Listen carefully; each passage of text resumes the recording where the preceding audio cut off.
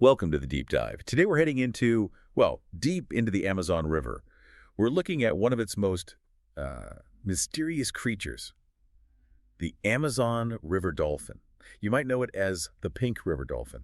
Really unique color, kind of an enigmatic animal.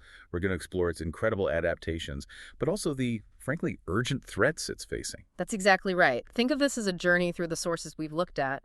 We'll uncover how it thrives, how it's adapted, but then, yeah, we have to confront these critical threats, including some really recent, quite alarming developments pushing it towards extinction. It's all about their ecology and the conservation side.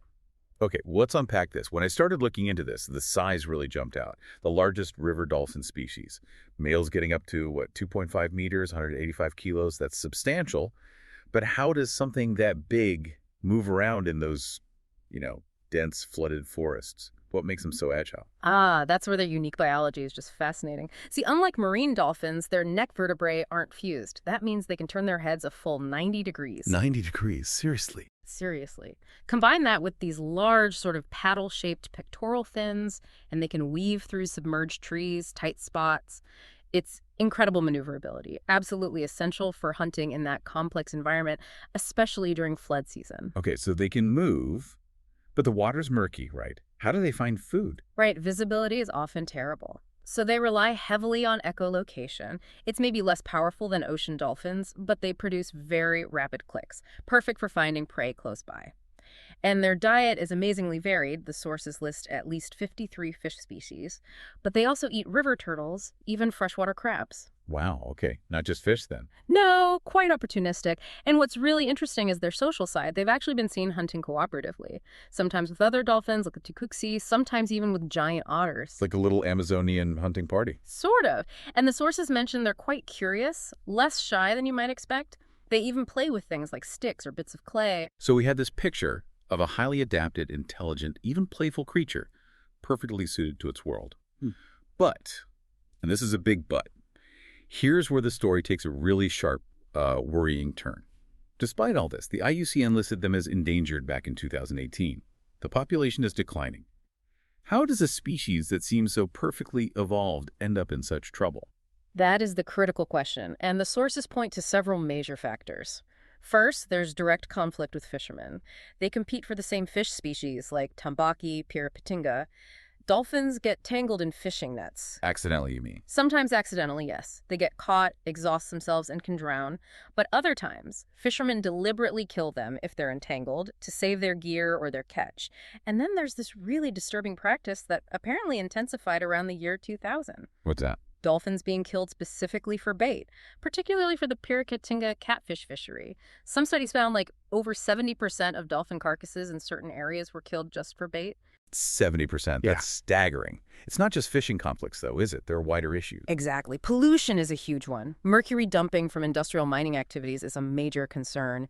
Studies have found really high mercury levels in dolphins, especially in places like the Tapajos River Basin. And that affects their health reproduction. Absolutely. And on top of that, we have the very immediate threat of climate change impacts. You might have heard about the event in September 2023 in Brazil's Lake Tife. Vaguely, remind me. A severe drought hit. Water levels plummeted and water temperatures soared to a record 40 degrees Celsius. 40 degrees in the water. 40 degrees Celsius. And 154 dolphins died in that one event.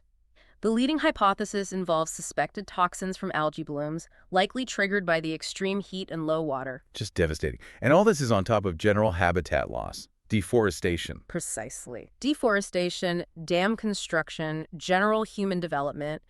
It all puts pressure on their environment, reduces their habitat, fragments populations. It's a convergence of threats. It really sounds like a perfect storm.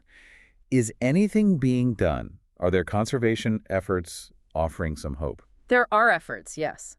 Bolivia declared the dolphin a national treasure back in 2012, which was, a significant symbolic and legal step. And more recently, just in early 2024, 11 countries signed the Global Declaration for River Dolphins. What's the goal there? The aim is to halt the decline of all river dolphin species globally and try to increase the most vulnerable populations. So international cooperation is growing. But it's important to note, captive breeding isn't really a viable solution for these dolphins. They just don't don't do well in captivity. The mortality rate is very high. So protecting them in the wild is really the only way. It has to be the focus, protecting the rivers, addressing the threats directly. So wrapping this up, we've seen this creature with these almost paradoxical adaptations, incredibly specialized for the Amazon, but facing this escalating onslaught of threats, human activities, pollution, and now very clearly, climate change. Exactly, and it leaves us, and you listening, with a really profound question.